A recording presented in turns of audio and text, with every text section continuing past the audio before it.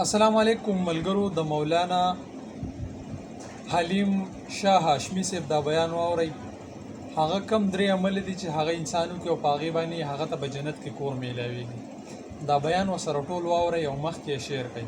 مولانا حلیم شاه هاشمی صاحب نبی علیہ الصلوۃ والسلام فرمایي وای چې پچا کې دا درې خبرې موجود شوي زه د دغه انسان د پاره په جنت کې په مینځ باندې په کور کې ذمہوار یم. د جنت په مینځ کې بوله الله کور ورکوي چا کې چې دا درې خبرې موجود شوي. یو نبی علیہ الصلوۃ والسلام فرمایي وای لمن ترک المراء وان كان محقا. نبی علیہ الصلوۃ والسلام فرمایي وای کم سړی چې جګړې پرېښودي، کم سړی څه پرېښودي؟ کم سړی چې جنگ جګړې پرېښودي وان كان محقا، اگر چې دی په حق وي، اگر چې دی په څه وي؟ په حق وي. نه جګړه کوي موږ ورته ویل که جګړه مه کوه، ولې زه په ناحق باندې ما زه په ناحق یم ولې؟ نبی علیہ السلام فرمایي کم سړی جګړه پرېښوده اگر چې په حق دی، اگر چې په حق دی. نو نبی علیہ السلام فرمایي دې سړي دی به الله تبارک وتعالی د جنت په منځ کې کور ورکوي او د جنت په خورو کې چې کومه خوره ده د خوښه الله به ورته هغه نصیب کوي. الله دې زموږ په حال باندې رحم وکړي، الله دې زموږ په حال رحم وکړي. اول خو موږ جګړې د دې وجې نه کوو نه چې وس خو نه رسي، طاقت نه رسي که نه.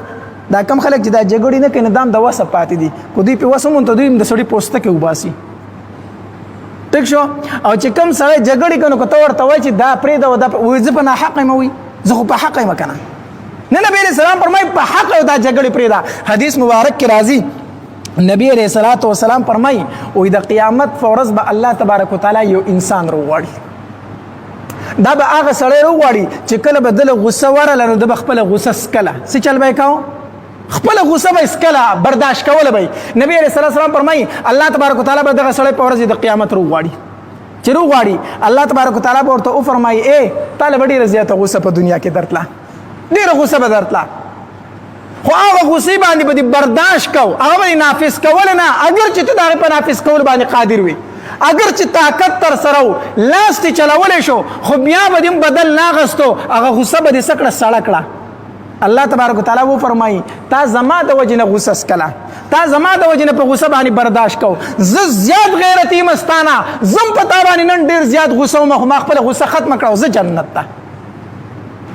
تا به په دنیا کې غصه راله تا به سړه کړه، زم نن په تا باندې ډېر غصه یم ما چې جهنم ته به دې غورځوم خو زه ستا نه ډېر غیرتي یم، تا په ما غیرت کو نن زه په تا غیرت کوم، زه جنت ته.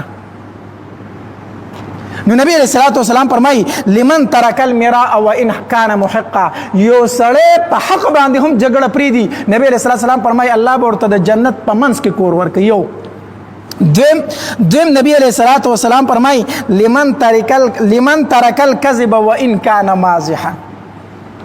نبی علیہ السلام فرمایي وای د جنت په منځ کې د کور ذمہوار یم هغې سړي لره چې هغه دروغ پرېښودل وان كان مازحا، اگر چې په ټوکو کې وي، اگر چې بس کې وي. الله دې زموږ په حال رحم وکړي. زموږ ټوکې څه وي؟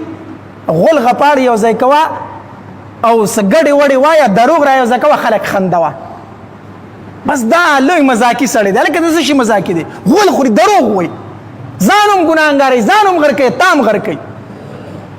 نبی علیہ السلام فرمایي یو سړي دروغ پرېښودل وان كان مازحا، اگر چې په ټوکو ټکالو کې. زموږ د خلکو دا بد مصیبت دی که نه، دروغ به درته ووایي نو چې کله تا راګیر کړو لکه تا خو ماته دروغ ویلي، دی وایي مړه ګپ مې لګو، سړی ته به ګپ هم نه پوهېږي، ګپ مې لګو، ګپ یې نه لګو، ښه رښتیا خبره یې کوله خو چې ګیر شو نو اوس وایي ګپ مې لګو. څه مې لګو؟ ګپ مې لګو. ګپ څه شی دی؟ لکه ګپ دی ته وایي دروغ وایه. نو نبی علیہ الصلوۃ والسلام فرمایي وایي د هغې سړي دپاره زه د جنت په منځ کې په کور ذمہوار یم چې هغه په ټوکو کې هم څه نه وایي؟ دروغ نه وایي. یا موږ څه وایو؟ سړي سره به دوکه وکړو، دروغ به ووایو، هغه غریب به ساده سړی په دروغو کې به خوا دې خوا کړو چې دی دې خوا شي که نه نو برید ته وکړي لکه څنګه سیاست مې ورسره وکړو، څنګه سیاست مې ورسره وکړو. لا فخر په ګناه جدا کوي، څنګه سیاست مې ورسره وکړو، سیاست دې ونه کړو ځان دې غرق کو. او دریم نبی علیہ الصلوۃ والسلام فرمایي وایي زه د جنت د بنگلې ذمہوار یم، خاص په منځ کې بولا الله اوچته بنگله ورکوي. کم کس لا؟ لمن حسن خلقه، د چا چې اخلاق ښایسته وي، د چا چې څه ښایسته وي؟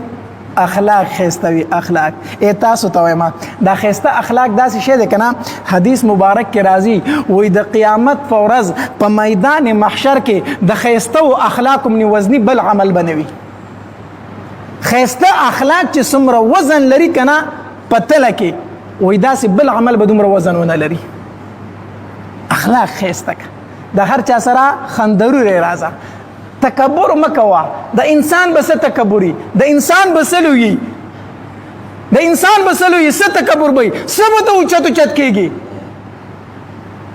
سوچ وکا په خوړو کې الله ته محتاج په وستلو کې الله ته محتاج په هر کار کې الله ته محتاج نو متا کې تکبر د کم طرف راغی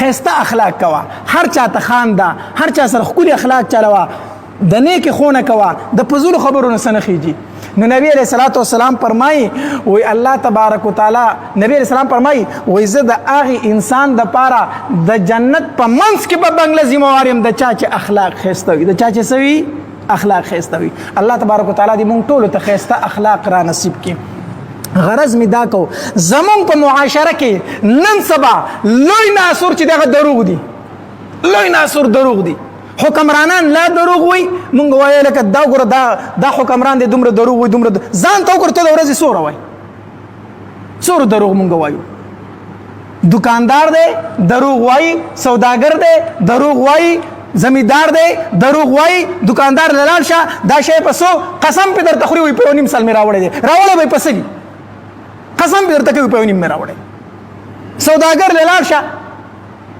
دا ورځ د تسل قسم کوي په ساروي خرڅولو کنه کوي څومره دروغ وای مونږ زمینداران څومره دروغ وایو دروغ دروغ دروغ زمونږ معاشرت تبا دي دروغ وکړه په هیڅ خبره اعتماد نه پاتې شوی د هیڅ چا په خبره باور نه پاتې شوی ولې هر سړی دروغ وای نو هر سړی دروغ وای نو الله تبارک وتعالى دې زمونږ په حال رحم وکړي دا دروغ دا ګناه کبیره ده په دې سره د انسان اخرت هم تباہ کیږي دنیا هم تباہ کیږي دنیا هم تباہ شو یو ځل به دروغ وای دو ځل به دروغ وای بیا د باندې څوک اعتماد کوي هیڅوک در باندې اعتماد نه دا دروغ جن سړی دی فضول سړی دی بیکار سړی دی نو بهرحال دا ګناه کبیره ده چې د دې عمل نه مونږ ځان وساتو دا صفت د منافق دی الله تبارک وتعالى دې مونږ ته پناه راکړي واخر دعوانا ان الحمد لله رب العالمين